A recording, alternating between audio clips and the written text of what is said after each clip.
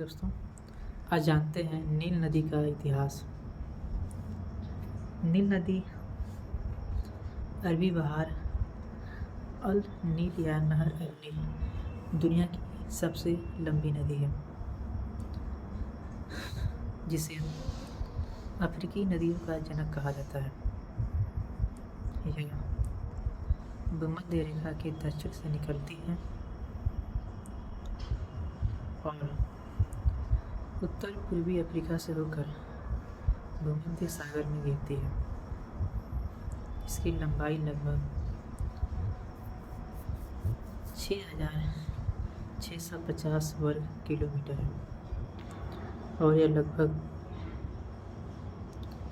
33,50,000 वर्ग किलोमीटर क्षेत्र में बहती है। इसके बेसिन में तंजानिया, बुरुंडी, रवांडा, कांगो लोकतंत्र गणराज्य, केन्या, युगांडा, दक्षिण सूडान, इथियोपिया, सूडान और मिस्र का खेती वाला हिस्सा शामिल है। इसका सबसे दूर का स्रोत कावेरी नदी है। नील नदी 3 प्रमुख धाराओं से बनती है: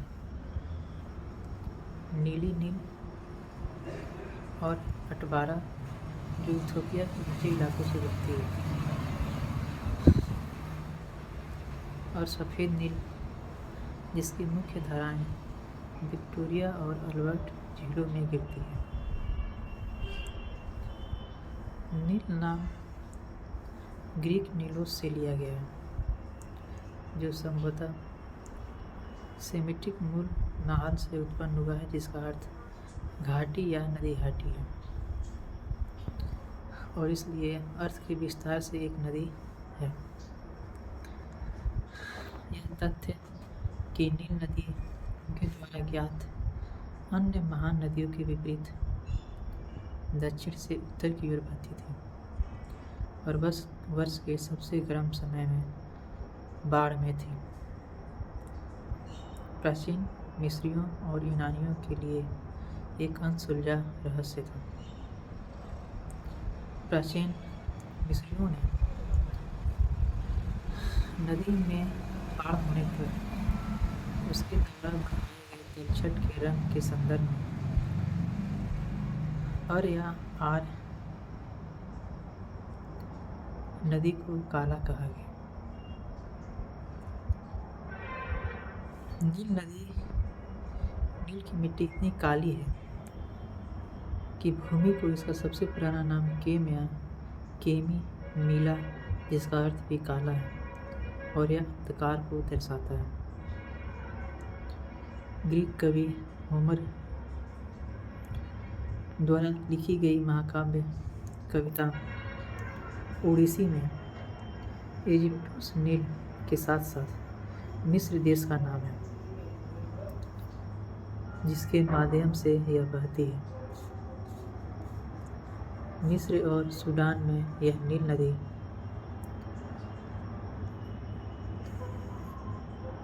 को अब अल नील, अल बहर तथा बहर अल नील या नहर अल नील कहा जाता है। नील नदी का बेसिन, जो महाद्वीप के क्षेत्रफल के लगभग 10वें हिस्से को कवर करता है, प्राचीन विश्व में उन्नत सभ्यताओं के विकास और क्षय के लिए मंच के रूप में कार्य करता है।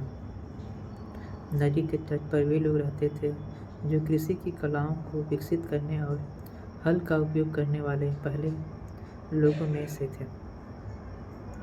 बेसिन उत्तर में भूमध्य सागर से घिरा है और पूर्व में लाल सागर की पहाड़ियों और इथियोपियाई पहाड़ हैं। दक्षिण में पूर्वी अफ्रीकी हाईलैंड्स हैं, जिसमें विक्टोरिया झील शामिल है, जो एक नील नदी का स्रोत है, और पश्चिम में नील चाड और कांगो बेसिन के बीच का अच्छी तरह से परिभाषित जल क्षेत्र है, जो उत्तर पश्चिम में सूडान के मारारा पर्वत, मिस्र के अल जिलफ, अल कबीर पठार और लीबिया के रेगिस्तान को शामिल करता है। नील नदी से पूरे साल पानी की उपलब्धता और क्षेत्र के उच्च तापमान के कारण इसके किनारों पर सघन खेती संभव है। यहाँ तक कि कुछ क्षेत्रों में जहाँ औसत वर्षा खेती के लिए पर्याप्त है, वर्षा में उल्लेखनीय वार्षिक भिन्नता अक्सर सिंचाई के बिना खेती को जोखिम भरा बना देती है। नील नदी परिवहन के लिए भी एक महत्वपूर्ण जलमार्ग है, खासकर ऐसे समय में जब मोटर परिवहन संभव नहीं होता है, जैसे कि बाढ़ के मौसम के दौरान। हालांकि इसी सदी में हवाई, रेल और राजमार्ग सुविधाओं में सुधार के कारण जलमार्ग पर निर्भरता बहुत कम हो गई है। ऐसा माना जाता है कि लगभग 30 मिलियन साल पहले प्रारंभिक नील नदी, जो बहुत छोटी थी, का स्रोत लगभग 18 डिग्री से 20 डिग्री उत्तरी अक्षांश पर था। तब इसकी मुख्य धारा वर्तमान अटवारा नदी रही होगी। दक्षिण में विशाल संलग्न जल निकासी प्रणाली है, जिसमें बड़ी सूर्य झील है। नील प्रणाली के विकास पर एक सिद्धांत के अनुसार लगभग 25,000 साल पहले विक्टोरिया झील में पूर्वी अफ्रीका जल निकासी ने उत्तर में एक आउटलेट विकसित किया, जिसने अपना पानी सूर्य झील में भेजा। लंबे समय तक तलछट के संचय के साथ इस झील का स्तर धीरे धीरे बढ़ा और अतिप्रवाह के परिणाम स्वरूप झील सूख गई और उत्तर की ओर फैल गई।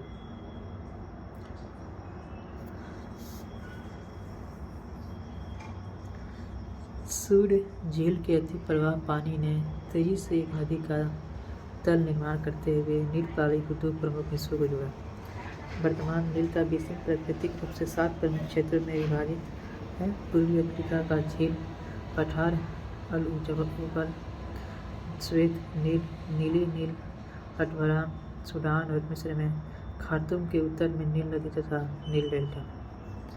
पूर्वी अफ्रीका के झील पठार में क्षेत्र में कई मुख्य धाराएं और झीलें हैं जो श्वेत नील को पानी देती हैं।